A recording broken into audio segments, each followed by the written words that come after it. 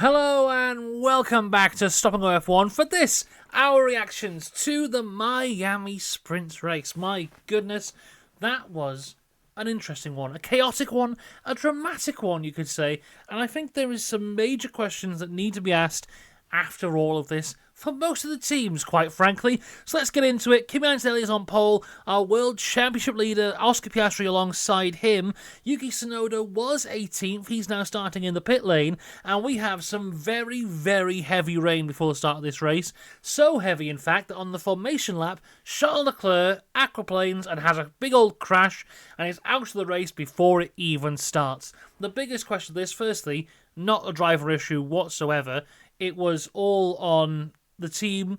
They put him out on the inters. Why take that risk? Why not just go, have a bit of a safety net and go for full wets? I don't know. But there you go. That's just what they did. Charles Leclerc out the race before it even starts. With 4 minutes to go, I put my no negative chip on my F1 fantasy because I thought this is the kind of one that could go balls up. Did it play out? We'll have to wait and see throughout the rest of the weekend.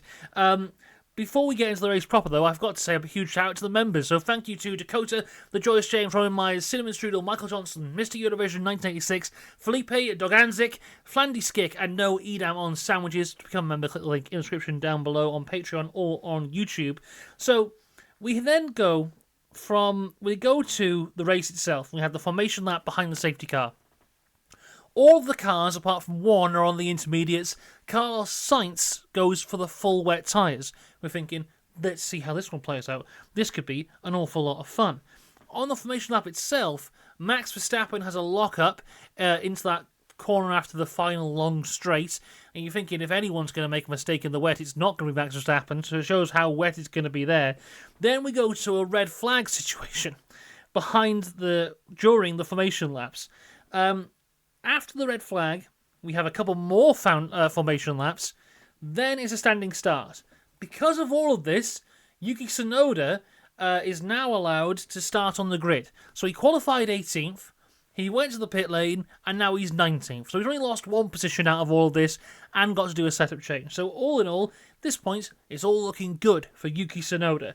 Carlos Sainz has also switched over to the inters because it's a bit more dry now on the track. It's the kind of thing, again, where we always argue about this of what's the point in the wet tyres.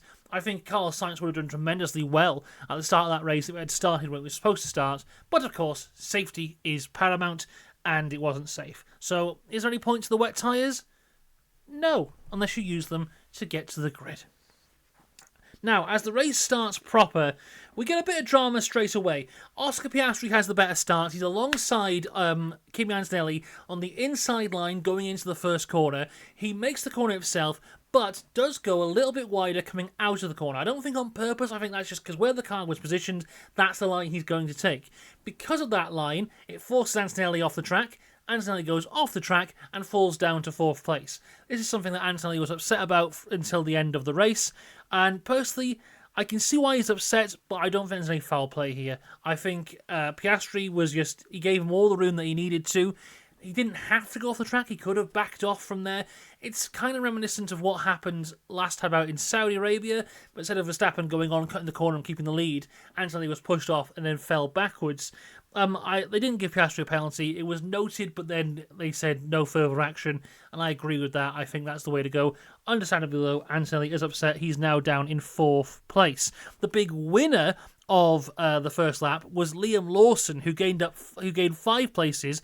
He was up to 9th. And at this point, Piastri is absolutely flying, already over a second ahead of his teammate Lando Norris in P2. There's a lovely little duel further behind between Sainz and Ocon. This went on for many laps here for P12. Often Sainz getting past Ocon on that long back straight, then Ocon having the better exit out the corner and getting the place back. This happens a few times over and over and over again. Was pretty fun to watch. Liam Lawson says at this point, though, he can't see, which makes his first lap even more impressive when he gained 5 places, because he couldn't actually see anything. An interesting thing that happens here is Max Verstappen is noted for being out of position at the start of the race. And from the replay we saw, which was from the onboard view, it looked like, yeah, he was out of position for the start of the race. Maybe the cameras from outside the car would show it a little bit different, because it was it was given no further action from there. So obviously they've seen something that we haven't. But from the camera angle they showed us, it did look like he was. So I'm looking forward to seeing the explanation on that one, because if he is out of position, that's a 5-second penalty. So hopefully we get a bit more clarity on that one. On lap 8, the sun has come out and the track is starting to dry. And George Russell is all over the back of Kimi Antonelli, but does eventually go a little bit deep through the corner. Can't get past him, so reverts to begging for team orders on the radio. Now, this could have set up a potentially interesting moment here, because as the sun is coming out, we want to, of course, switch from the wet tyres to the dry tyres. And Mercedes, if they were to do a double stop at that point, it would have massively screwed over Russell because he was so close behind. But I think because he went deep at that moment, when that eventually happened, it didn't screw him up as much as would previously be thought. DRS activated on lap 11, so the FIA are saying it's safe now for dry tyres, and Yuki Tsunoda is the first to try it out. He pits on lap 11 for the medium tyres. A lap later, Lewis Hamilton pits. That's extra interesting because Lewis was in 6th place here, so the first of the guys in the points positions to make that change over to the dry tyres, and he went for soft tyres. Stroll and Sainz also came in on that lap. Now, Lando Norris, as the track starts to dry, he picks up tremendous speed and is now all over the back of Piastri, less than 1 second between the two of them. Max Verstappen comes in for soft tyres. Antonelli comes in at the same time. Red Bull release Verstappen right into the path of Kimi Antonelli. It does front wing damage to Max Verstappen's car, and with Antonelli, because he was coming into the box when it happened, when he was hit, he had to do avoiding action. It meant that he could no longer make it into his pit box, so he has to go round again and did another lap. So Antonelli basically having a drive-through penalty at this point. Verstappen has front wing damage. This would eventually end in a 10-second penalty for Max Verstappen. Now, of course, nothing Max can do about that there. He puts his faith entirely in his pit crew, as all the drivers do in that point. When they tell him to go, it's time to go. But it was a very, very clear and obvious unsafe release, and yet another pit stop error from the Red Bull team, a team who a few years ago were known for these immaculate, incredibly quick pit stops. Now it's been mistake after mistake after mistake.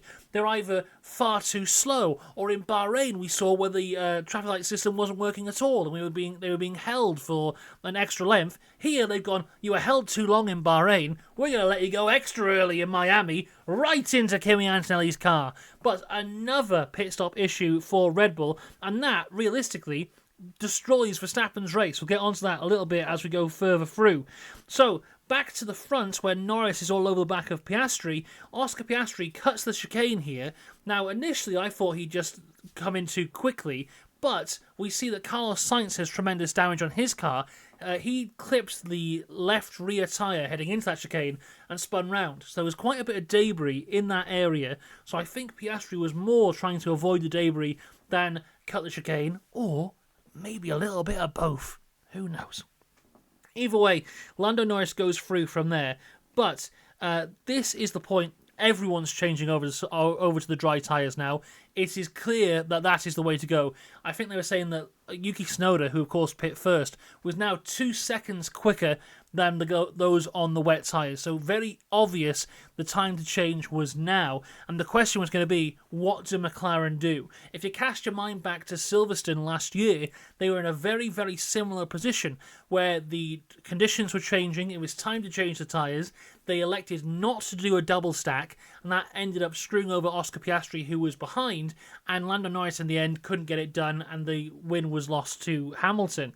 Here we have Piastri in the lead, Norris behind, and again they elect not to do the double stack, with Oscar Piastri coming in, Lando Norris continue on the wet tyres. Now at this point, in my mind, I'm going, well, here we go. This is where the drama all begins, because McLaren have obviously favoured Piastri here as the race leader, as the championship leader, and they have possibly screwed over Lando Norris in this move.